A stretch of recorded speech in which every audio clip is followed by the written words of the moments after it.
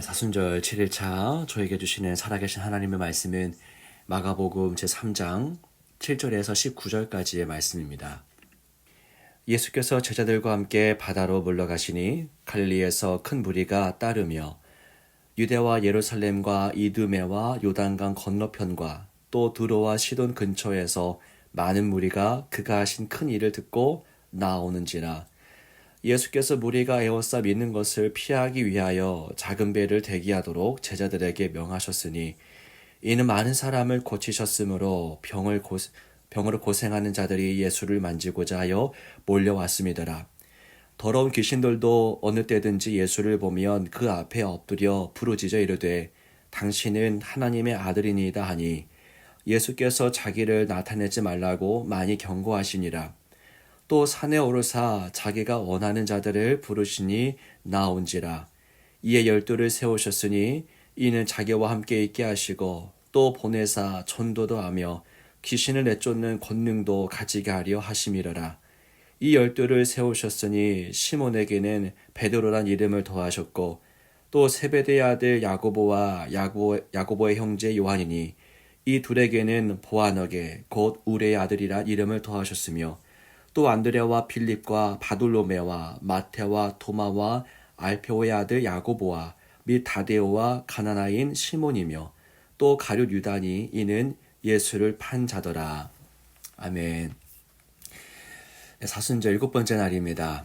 벌써 일주일이 지났는데요. 이 사순절의 은혜가 깊이 경험되기를 원합니다. 이 사순절은 1년 중에 가장 고요하면서도 역동적인 시간이고요. 또 참회에 눈물을 흘리면서도 또 진정한 기쁨을 발견하는 시간입니다. 우리 이처럼 복된 사순절을 보내고 있습니다. 저 역시도 사순절이 되면 이 십자가를 보다 자주 묵상하게 됩니다. 십자가를 한 번 더 읽고 생각하고 묵상하는 것이죠. 저에게 사순절은 제 안에 십자가 신앙을 자라게 하는 생명의 시간입니다. 이때 자라고 확장된 십자가 신앙 가지고 1년을 사는 것 같습니다. 사순절은 십자가 신앙이 제일 많이 자라는 영적인 우기 또는 영적인 성장기라고 할 수 있습니다. 이 사순절이 우리 모두에게 성장하는 시간이 되기를 소망합니다. 예수님의 공생의 활동이 진행될수록 더 많은 지역에서 또 더 다양한 사람들이 이를 듣고 모이기 시작합니다. 본문 8절이 이를 말하고 있는데요.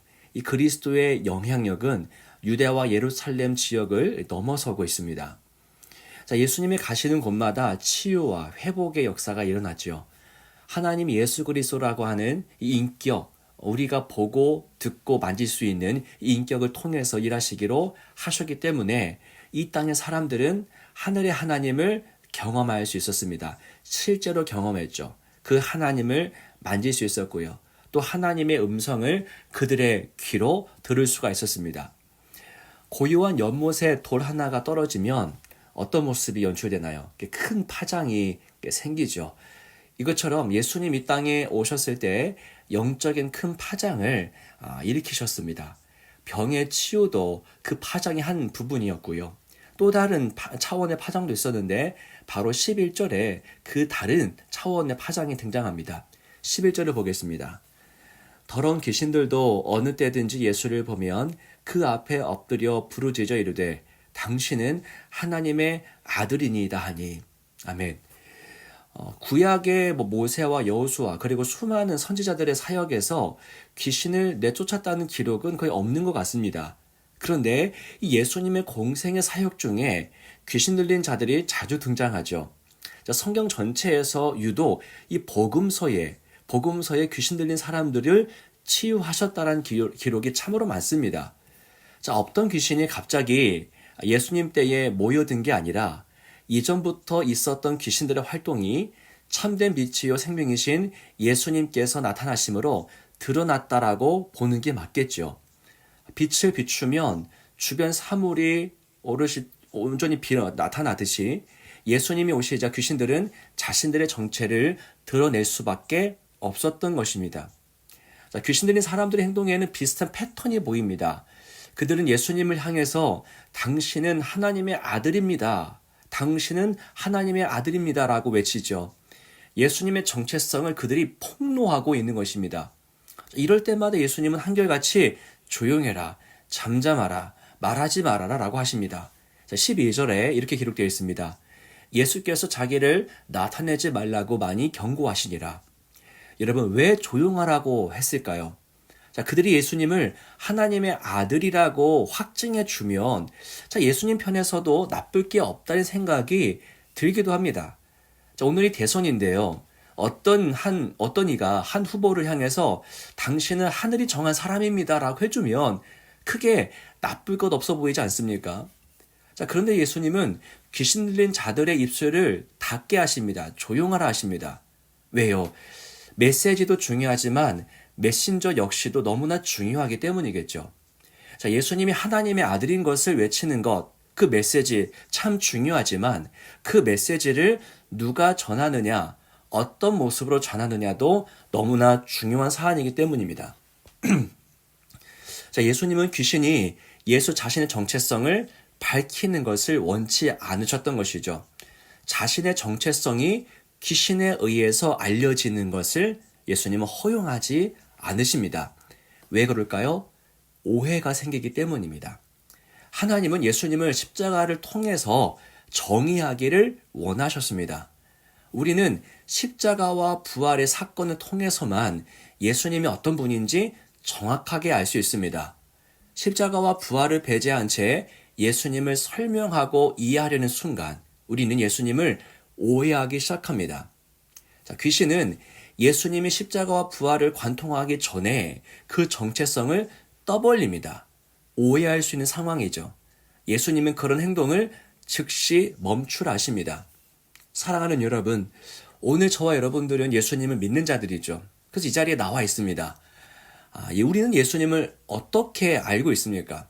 또한 예수님을 어떤 분이라고 알고 있습니까? 우리는 십자가와 부활 사건 속에서 예수님을 발견해야 됩니다. 십자가에서 마지막 피와 볼을 다 쏟아내시면서 고통에 짓눌려 신음하는 그 예수 기억해야 되겠죠. 어두운 무덤에서 일어나서 생명의 주로 부활하신 예수 우린 기억해야 됩니다.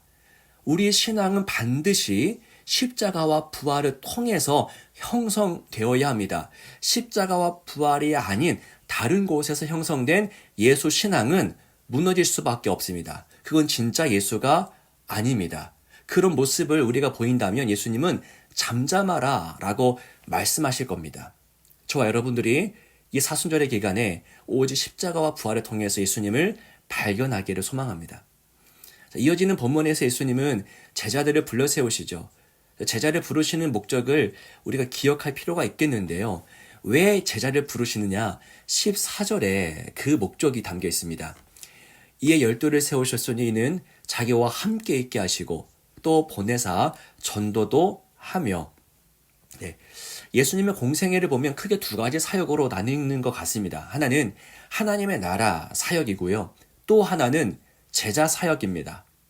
예수님은 하나님 나라 능력을 보이시는 그 하나님 나라 사역을 하셨고요. 동시에 그 능력만 보이시는 것이 아니라 사람을 세우십니다. 즉 제자를 세우시는 사역 역시 게을리하지 않으셨습니다. 예수님은 제자를 세우시죠. 마태복음 28장 19절 너무 잘 알려진 말씀 속에 이런 말씀이 있습니다. 모든 민족을 제자로 삼아. 예수님의 거의 유언과도 같은 말씀이죠. 제자로 삼으래요. 모든 민족을 대상으로 해서. 여러분, 예수님은 이처럼 제자를 세우시고 또 그 세워진 제자가 또 다른 제자를 세우기를 원하셨습니다. 우리를 제자 삼고 우리가 또 다른 사람을 제자 삼기를 예수님이 그토록 바라셨다라는 겁니다. 제자란 무엇입니까?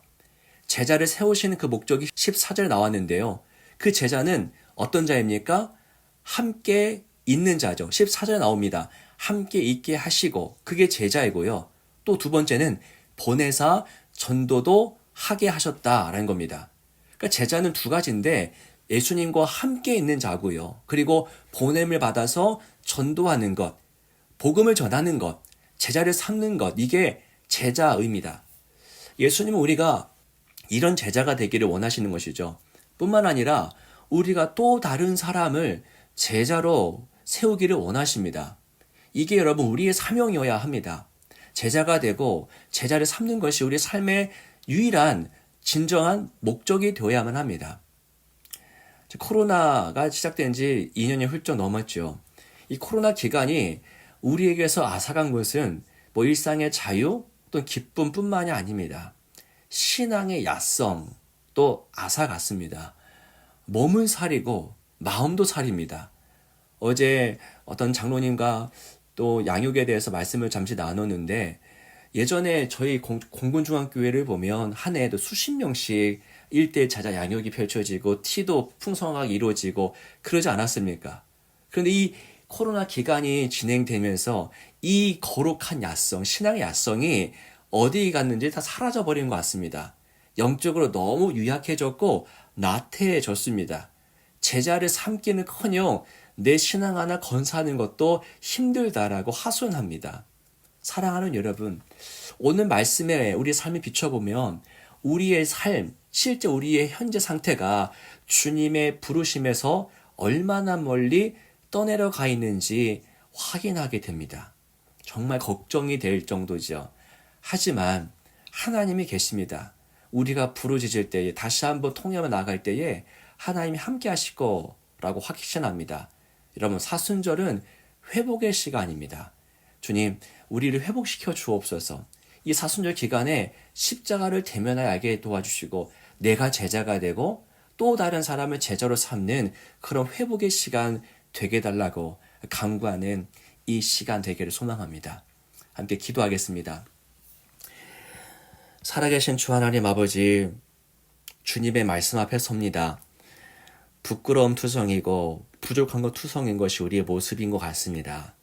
하지만 주님, 절망하곤 하지만 절망으로 끝나지 않고 하나님이 함께 하실 것이라고, 예수를 통해 성령을 통해 우리를 다시 한번 이렇게 세우실 것이라고 우리는 소망합니다. 이 사순절 기간에 십자가 앞에 나아가 내가 먼저 제자가 되고 또한 다른 이들을 제자로 삼을 수 있도록 성령 충만해질 수 있도록 은혜를 허락하여 주옵소서. 오늘의 삶, 오늘 우리의 나라의 그 모든 구석구석을 주님께 맡겨드립니다. 주님 통치하시고 주님의 것 삼아 주옵소서. 주 예수 그리스도의 이름으로 간절히 기도하옵나이다. 아멘.